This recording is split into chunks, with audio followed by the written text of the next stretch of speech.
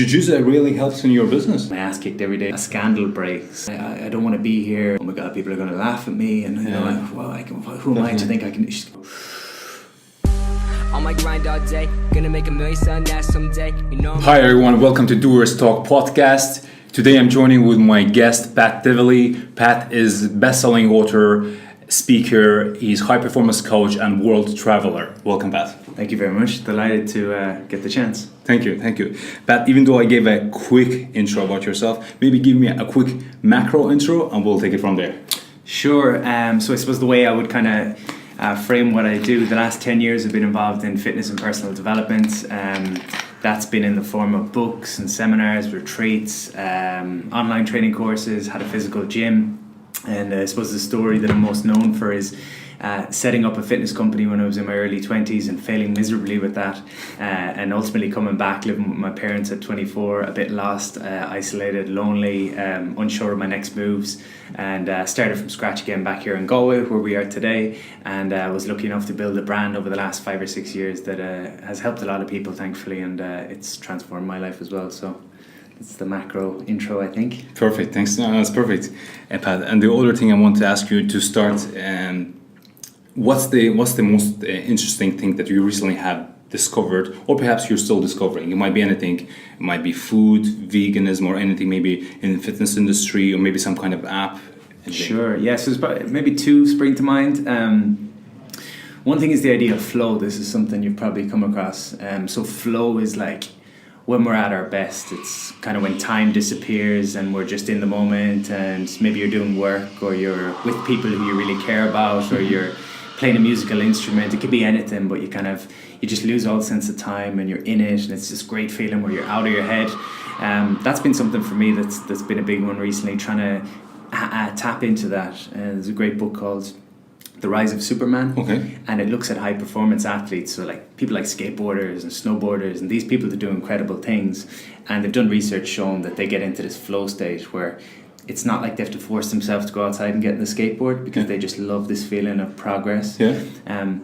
So I've really been bringing that into my life, in the sense that sometimes we're either in a comfort zone where we're just going through the motions, or we flip to the opposite where we take on too much and we're trying to like really push ourselves too hard. It's overwhelming.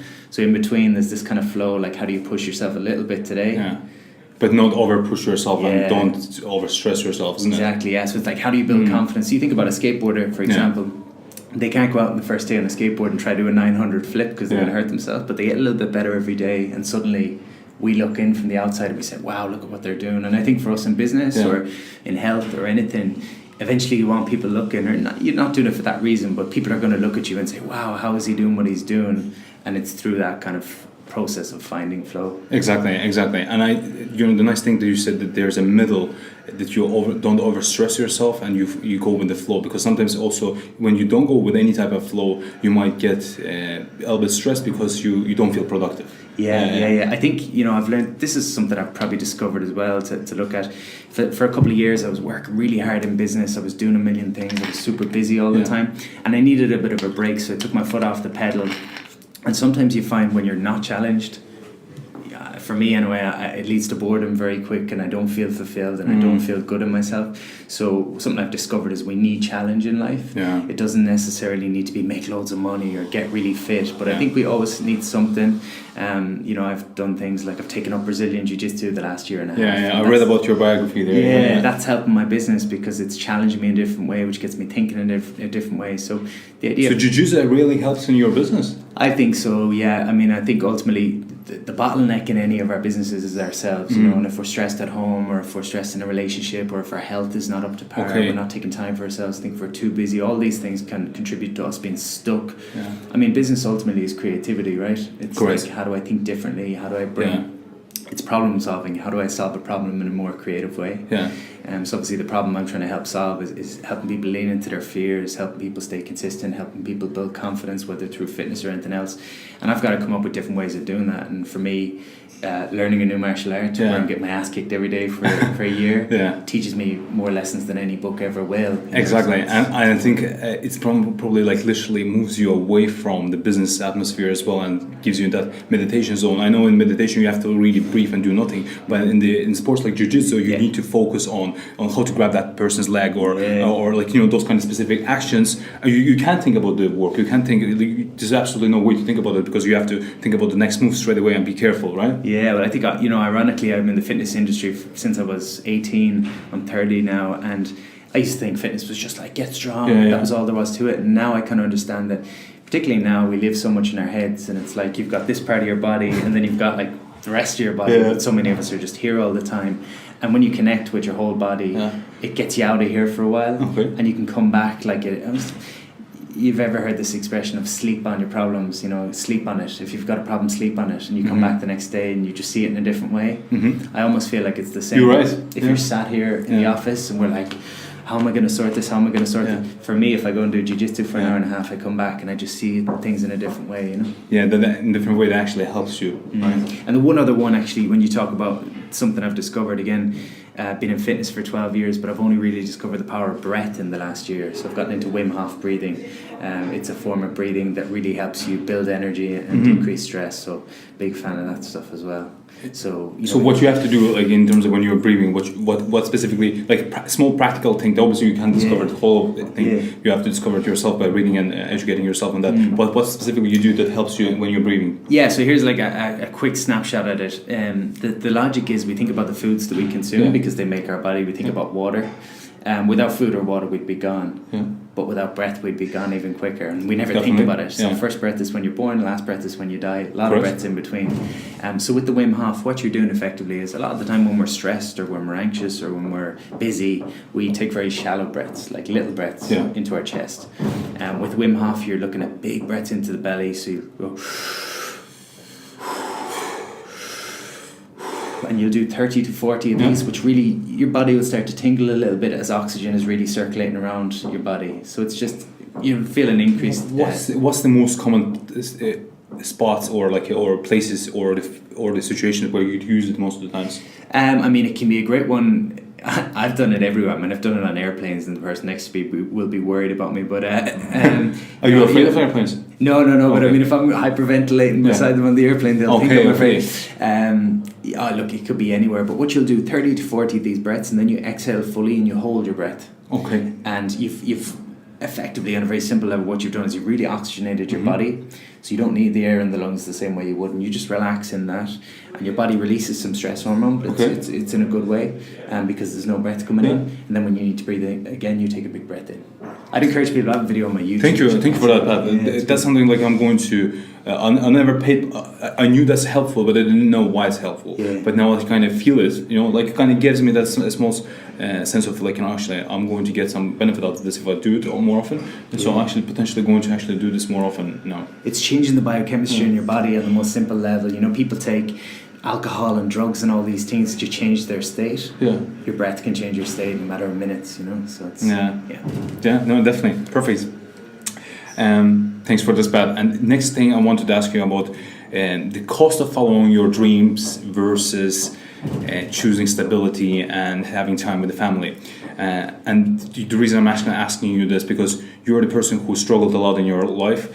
I heard your stories on the podcast and on the videos as well, where you were moving you moved to Dublin a couple of times. You failed, and you didn't want to go back to Galway because you knew all your Galway community knew that that you didn't want them to know that Pat is going to go back and he's going to come back with a failure. And it's a bad feeling. Loads of people actually experience this as well. But then you got back to Galway. You started your local fitness by having clients in the Galway beach. And then from there on, you also were able to expand the number of clients and start your own local gym. But I was wondering if the thing would happen, Pat, let's say a real life situation, right? It happens to many other people as well. Let's say if that wouldn't happen for you, you'd experience failure there as well. What other alternative would you take, and what other alternative would you advise for other people to take? Because so many people out there, they actually try for 1, 2, 3, 4 years, and they still fail anyway. Should they be stubborn and go ahead after their dreams anyways, or should they try some kind of other alternative? Yeah, I think the answer of what I would do if I could go back versus what I would do now are two different things. So when I look back to that point, fitness at the time in Ireland was not a big thing. So my dream was always to be involved in fitness. And after failing a couple of times, everyone around me had told me it's not going to work, and it was kind of like I'm going to prove them wrong. But here I was coming back and having to borrow money and all this kind of stuff. But at that time, my plan was I was going to study physiotherapy. So I thought it's similar, but it's more of a guaranteed income. You know, you can work anywhere, but I still get to work with people. It's still a physical type of training. So it was not your favorite thing, not the favorite thing that you'd like to do, but it was something similar where you would still be able to feel to some way comfortable. Yeah, so this is one option. People can look at, why do I want to do what I want to do? So let's say someone wants to be a YouTube creator and that's the full-time job they want. Why do you want that job? Well, it gives me some freedom and allows me to express my creativity. And then that person could ask themselves, what are other jobs where I could express my creativity and have the freedom? And again, they give themselves a different perspective, because sometimes we're so fixated on one thing. But now, 10 years on, or a couple of years on, my perspective would be that oftentimes we see things in black and white. So at that time I was saying I have to be a full-time trainer and that's the only way it can be. And a lot of people do this. They say I want to do this, or they decide what they want, and then that's all that they see. And where it's difficult is that there's always a transition between where you are and where you want to go.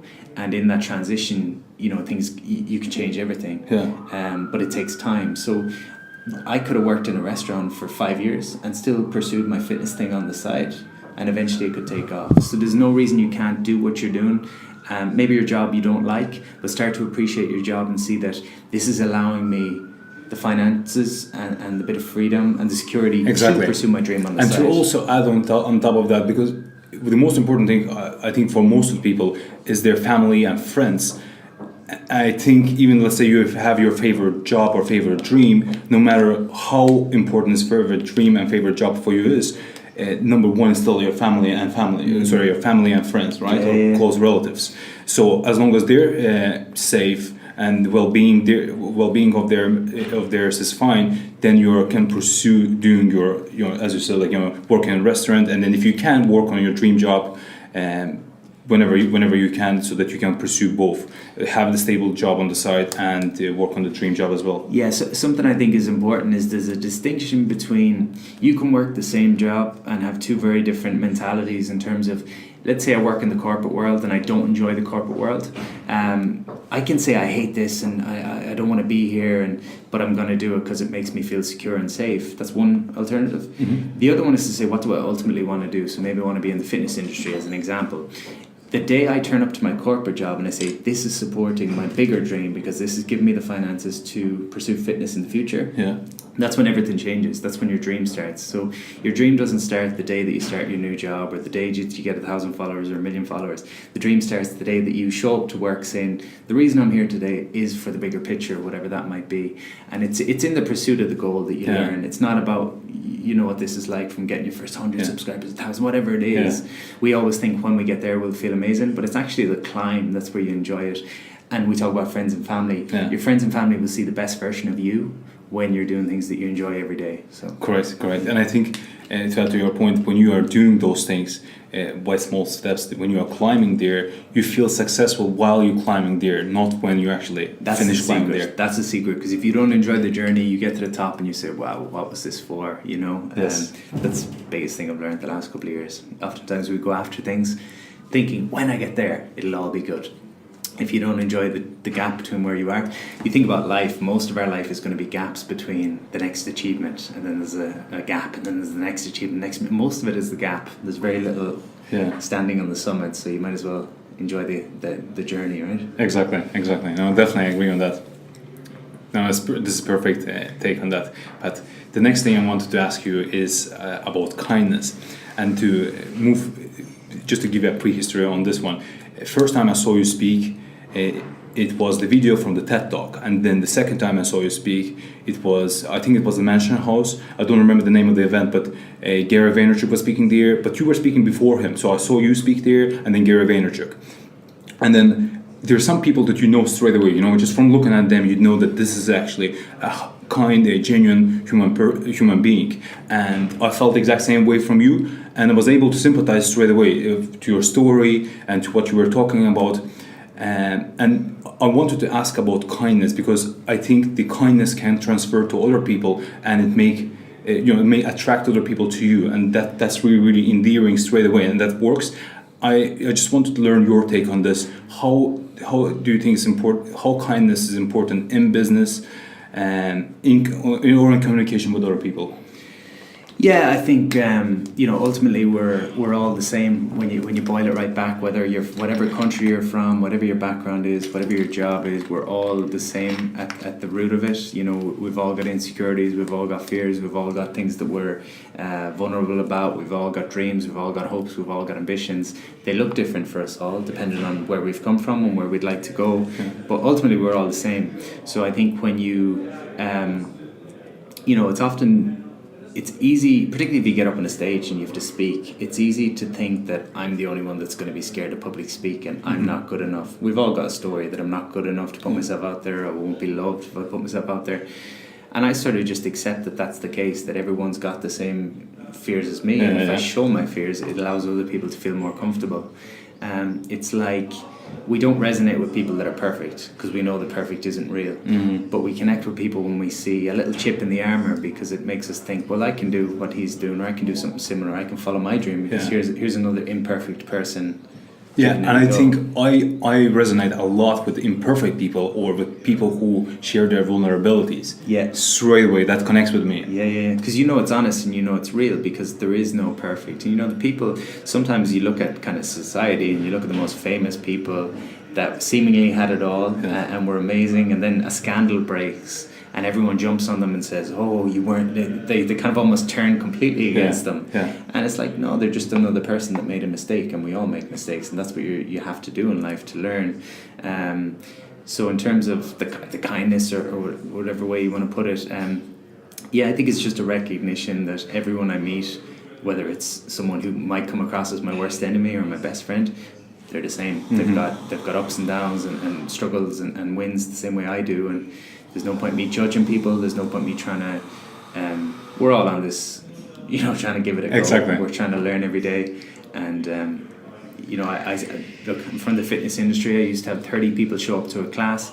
There'd be an 18-year-old next to an 80-year-old next to a 28-year-old, different types of jobs, different backgrounds, different mentalities, different priorities, but ultimately the same goal: to get a little bit better, to feel a bit more confident, to get a little bit stronger, to overcome a little bit of fear, to get out of their heads, to stop anxiety. And I also read on your website, Pat, that you also work on some kind of charity. You're building school in Nepal, right? Yeah. So I was in Nepal a couple of years ago speaking at a conference. It was for teens and young adults. It was after the earthquake, so big earthquake a couple of years ago. Okay, in Nepal, Yeah, so big earthquake out there a couple of years ago, and a lot of the teens, they love their country so much, but they feel there's no opportunity there, so they're almost sad about having to go, but they say, right, I'm going to leave the country for years, I'm going to go to America or Europe or wherever, and I'll come back, and they've got this mentality, I'm going to come back and I make this country better.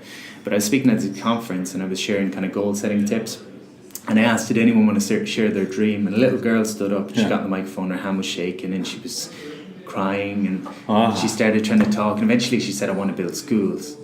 And I immediately just said to her, I'll help you build a school and make it happen, because I was inspired by, I've met some of my heroes the last couple of years, Richard Branson and Gary Vee and all these people that you have on a pedestal, but this girl inspired me more than anyone because she's in a country where women don't really have as much of a voice. She's 14 years old, she's in a room with 200 people, she gets up and no reason to think she can do it, no resources, no money, nothing. But because she had the courage to say what she wanted to do, it's now happened, and we've now got a school. And it gave me shivers. You think about us here in the Western world, and if we don't have the perfect circumstances, we're afraid to stand up and say what we want to do. Here's a girl that had no reason. She was probably the same as us all. Again, we're all the same. So she's gonna. I asked, does anyone want to share their dream? And there's a part of her, the biggest part of her, is saying, oh my God, people are going to laugh at me, and who am I to think I can? But there's a little part of her that says, stand up. And we've all got that. It's like you get offered an opportunity, and the biggest part of you says, I'm not good enough. But there's a little part, and that's what's inspiring. So that was the lesson in that. That's very, very inspiring as well to me. Same as I got inspired by your talk. And even though this girl that asked that quick question, I got inspired by what she said as well. And it's the thing that I assume that she's very poor, and it's a difficult situation in there, and she straight away wanted to give to others and to herself to get educated first. Yeah, but when you think of that as courage, or you think about that as growth, and when every part of you is saying you're not good enough, but there's a little part, and you lean into that little part that's telling you to do it rather than the fear. There's love and fear. I will say that there's love and fear in every moment, and you've got an opportunity. As soon as she said the words, she was out of fear and she was into a place of creativity and love. But it's the same with any of us. You know, a lot of people want to put themselves out there on social media now, but every part of them is saying, what if I get dislikes? What if this happens? But the little part that excites you, try to lead with that. And so as you start acting, you know, action. With me, Pat, is exactly the same. Like even doing this podcast. So even any type of new meeting that I'm doing, before that I get slightly nervous, always. But then when I start doing and when I start talking, it gets better. Yeah. And you feel, in my experience anyway, like even I've done 200, 300 public speaking engagements at this point. There's still days where I'm like, oh no, I'm like I'm doing one tomorrow and I'll be nervous before it. But as soon as I step into it, it's like, this is what I'm supposed to be doing in life. And the fact that you practice it 120, 200 times already, you know that you've done it before and you practiced it before. It's going to go as it used to go anyway. It's going to go easier and it's going to be even better. Everyone wants confidence in life, and confidence only comes through. We're all confident at certain things. We forget that. Some people think they don't have confidence, but you're confident tying your shoes because if you've done it thousands of times. If you do public speaking thousands of times, you'll be confident. If you do YouTube videos thousands of times, if you do you're going to get better and exactly. And I think the public speaking specifically is something that so many people out there are struggling with, and you know, there's different type of ways. I personally don't really believe that, let's say, books would help you much, but that maybe they would help you to a certain level, but nothing would help you in terms of public speaking when you're literally going to put yourself out there and speak in front of people. And I was listening to your podcast. I think it was the podcast. I think it was called Tribe of Speakers. And I listened to that podcast. It was about specifically public speaking, and I liked that a lot because you were specifically talking about that. One of the main key factors that I took away from it is that you did loads of public speeches for free, and that gave you the confidence. That gave you the confidence to become even better, because along the way you may making so many different type of mistakes. There was one moment when you said that you came on the stage and you said something bad, right? Something bad straight away, first line at that, and then you were trying to win the crowd back for 1 hour, and it was like, that's good because you still made that mistake, but for next time you'll know you should not make that mistake. And because of those type of mistakes, you're going to become better and better. And if you're not going to publicly make it, you're never going to know what could have been your potential mistakes, etc. Yeah, to me, I mean, what makes an interesting and good public speaker is someone who's honest and genuine and has good stories of their own life. And so there's never going to be a book. You know, there hasn't been a book the podcast you're referencing, he asked me for recommendations on good books for public speaking, and I don't really know any, because in my mind, if 100 of us read a book and we all get up on stage and we've got our 5-step formula on how to speak, that's 100 clones rather than 100 individuals. Exactly. And individuals are inspiring, so that's kind of my... Exactly, and it's more like about stories, as you said on the podcast as well. And the reason I think you were very, very successful and very endearing to people, including to myself, is your specific story where you shared your vulnerabilities, where you shared your failures. That was way more attractive than let's say someone would speak about just their successes. Yeah. That's perfect.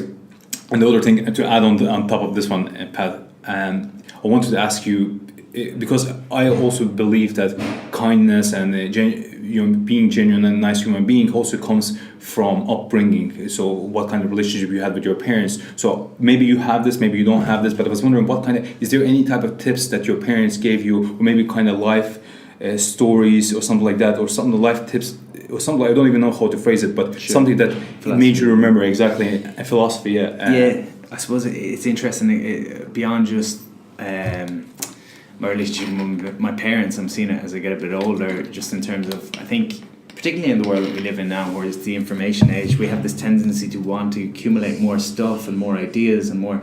And my dad always told me, keep it simple, be a nice person, keep your head down, do your own thing, and be honest and genuine, and don't try to win everyone over. And there was times in my early 20s and my teens where I would fight that, and I'd say no, and I want to be friends with everyone and all this kind of stuff. But I think you start to understand as you get that bit older, I see what he meant. You know, having a couple of good friends is a lot more important than knowing everybody. You know, enjoying your work and working hard is more important than being seen by everybody. So everything that he taught me, I mean, my dad's philosophy and my mum's philosophy as well was always keep it simple. Don't try to impress other people. Don't try to be cool. You know, just work hard, be honest, be genuine, look after your family. And I mean, it's all cliche stuff, but it's all, every year as I get that little bit older and hopefully wiser, I connect more with what he was saying, and I see it's not about more, it's about less, and doing your things right. Take pride in your work. Exactly. Be honest in your work. Treat people well. You know, it's all basic stuff, but it definitely shaped even though it's me. basic, it's very, very resonating with so many people, and that's why they become nice human beings. I always like hearing those advices that their parents gave to their children, because I think those are one of the most influential for the person with their upbringing. And the irony is, I suppose, when I was in Dublin and I was trying to be a success, I was doing all the opposite of that. I wanted everybody to know me. I wasn't taking pride in my work. I was thinking 10 steps ahead of where I wanted to be rather than enjoying the moment. There was all these things, and then I had to... It's like if I had done what my dad was suggesting earlier, I could have gone from A to B in a straight line. Exactly. But I went all this roundabout way, and I wrote books, and I went on TV, and I did all these things only for them to see that all that matters is people close to you. You do what you enjoy every day. You work hard every day. You look after your family. We all learn it at some point down the line. It's just how fast can you learn it, I suppose. And you know, it's that whole thing. When we're teenagers, we don't listen to anyone. Sometimes people grow all throughout their life and don't listen to anyone, but you learn through experience. Definitely. I agree on that. The other thing I wanted to ask you, so this might be similar to the question I asked you earlier, but it's actually not, because this is related more to challenges and frustrations. What are the most important things that you're trying to unlock for yourself at the moment, whether it's business related or personal related? And just to give you a quick example, let's say in business level, some people might realize that they're a bad manager, but they can improve they started managing people and they realize like managing is very, very difficult, but they still need to manage people to make their business successful. And you're thinking like, how can I make my employees to work at least to the 90% of their capacity? Or on a personal level, maybe something like this, where you come home and you want to switch off. How can you switch off when you're always thinking about the work? Do you have like anything or those kind of things that you'd like to unlock for yourself? Yeah, I think the biggest thing for me as a theme across the board is narrowing the focus. I'm excited by life and I'm grateful for life, and that oftentimes leads me to wanting to do everything. I want to climb mountains, I want to run triathlons, I want to travel the world, I want to have all types of businesses, but I've learned that your energy, we've got a diminishable amount of energy. You know, people talk about time management, but really we have to manage our energy. And I've kind of come to the conclusion that, you know, I'm at a point where a lot of times we'll go after one thing and then we kind of change our mind and we do something different. We're changing our mind all the time, so we never get to the top of the hill. And for me at this point, I've kind of said the next 5 years of my life, I want to dedicate myself to a few key things. So for me, I want to start a family in the next 5 years, be like a world-class dad. I want to be world-class at jiu-jitsu because that brings me so much fulfillment, and I want to go world-class as a speaker. So I'm just trying to narrow, and anything that doesn't feed into those three themes, I'm not really going to entertain it. And every morning I wake up and I'm like, okay, I want to do this and I want to do this, and I stop and I say, does this feed into my 5-year plan? Because if you want to really move forward, I think you've got to narrow the focus. Again, it's so easy to become distracted. Definitely. Take on more and take on more and take on more. And the more distracted you get, the more frustrated you get. Yeah, the analogy I've often used is that if you think about a water sprinkler that waters the golf course, it spits little bits of water in 100 different directions. You could take the same amount of water and put it in a power hose, and it's powerful and it moves forward. Same with our energy. My energy can do a million different things and try to keep everyone happy, or I can say, okay, these are the people that matter and the things that matter in my life. This is what my life is going to be about. And suddenly you start seeing results 10 times quicker. So that's kind of my biggest promise to myself. The same thing goes for business. You know, a year ago I was doing a bunch of different online fat loss courses, personal development courses. I was doing public speaking. Obviously I had my gym at one point, and that was all great. It helped develop a brand. But now I'm doing coaching and I do speaking. I don't do anything else. Okay. My online courses, I've pretty much knocked them on the head for now, because they don't fulfill me and they don't energize me. I speak and I coach, and that's me. Exactly, and I think you have to do those other things in order to figure out that this is you. Yeah. Right? You try different things. A lot of people paralyze themselves because they think they're supposed to have the answers. They think they're supposed to know their exact plan. They think they're supposed to know the exact business model. You only learn by doing.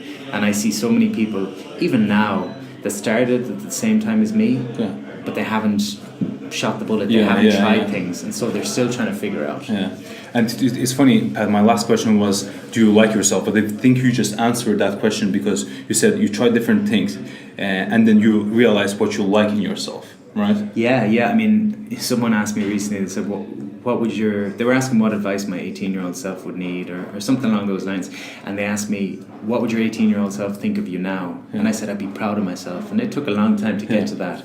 And people from an outside will see the last couple of years, if they know me, they'll say, he wrote 3 books, and he did his childhood dream, which was the gym, and he speaks, and he overcame a fear of public speaking.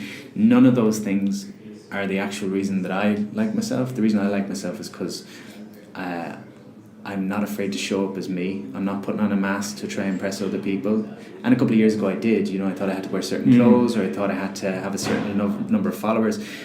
But now I'm very comfortable that I am who I am. I challenge myself every day. I'm good to the people that matter, the people closest to me. I'm making a difference in the world. So I like Exactly. No, definitely. And I think even let's say you might be sometimes thinking, I wish more people would know about me, the way I am, and would know my story. But that's the only key. If that would happen, that would be great. You don't have to change anything about yourself and make yourself irrelevant just to be out there. You being you, and somehow when someone discovers you, they'll be like, I wish I discovered. When I heard your story, I was like, I wish I'd heard the story earlier. It's the matter of coming to someone on certain specific time. But obviously, different private platforms are working differently now. It's not up to us. But when someone discovers you, they like you the way you are, especially when you are true to yourself and you are being yourself. Too many of us tell ourselves, when I achieve all these things, when I get a certain amount of money, when this happens, then I'll accept myself, then I'll be at peace. You can be at peace now. You just kind of accept yourself. You say, look, I'm not perfect. I'm not supposed to be perfect. I like who I am. Give yourself a bit of direction as to where you're trying to go.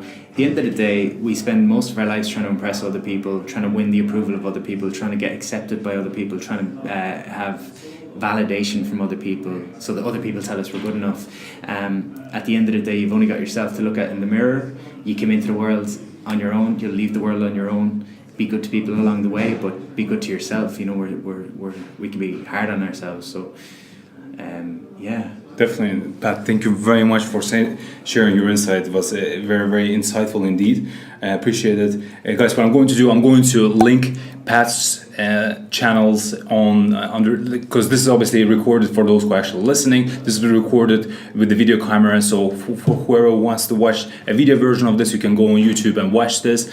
And for people who are listening, thanks for listening. If you'd like to hear more in the future, then subscribe either on the iTunes or SoundCloud or YouTube, and I will see you next time. Thanks again to my guest, Pat Divilly. See ya. On my grind all day, gonna make $1 million selling that someday. I'm in the building when I write this way. Put me in the pound when I bite this game. Bitch, I'm an animal. Eating these rappers, I swear I'm a cannibal.